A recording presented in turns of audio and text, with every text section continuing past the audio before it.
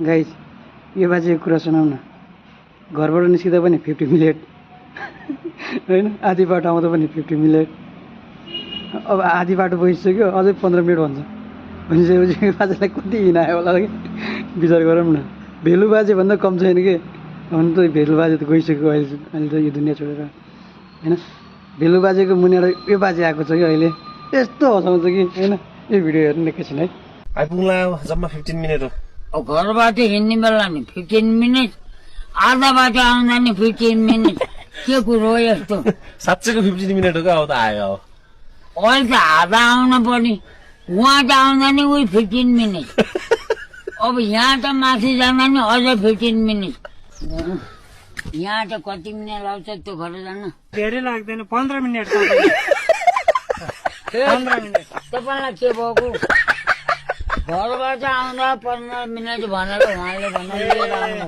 त्यो मिसअन्डरस्ट्यान्डिङ भयो मेरो चाहिँ। मैले उहाँले त्यसो भन्नुभयो भने मलाई थाहा थिएन। ओ बाटा आएर बसियो कति छ भन्दा 15 मिनट। के भएको भने मैले उहाँ चाहिँ यहाँ आइयो, फेरि तपाईँलाई सोध्दा नि 15 मिनट।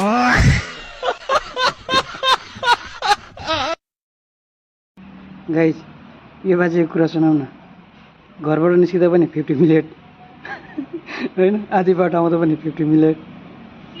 अब आधी बाटो गइसक्यो, अझै 15 मिनट भन्छ।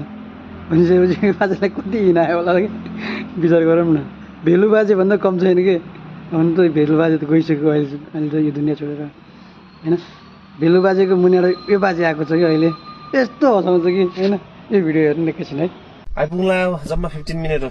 अब घरबाट हिँड्ने बेला नि 15 मिनट, आधा बाटो आउँदा नि 15 मिनट। के कुरो हो यस्तो? साँच्चैको 15 मिनट हो क्या? अब त आयो। अहिले त आधा आउन पर्ने, उहाँ त आउँदा नि उही 15 मिनट। अब यहाँ त माथि जाँदा नि अझ 15 मिनट। यहाँ त कति मिनट लाग्छ त्यो घर जान? धेरै लाग्दैन, 15 मिनट। 15 मिनट तपाईँलाई के भएको? घरबाट आउँदा 15 मिनट भनेर उहाँले लिएर आउनु। त्यो मिसअन्डरस्ट्यान्डिङ भयो मेरो चाहिँ। मैले उहाँले त्यसो भन्नुभयो भने मलाई थाहा थिएन। ओ बाटा आएर बसियो कति छ भन्दा 15 मिनट।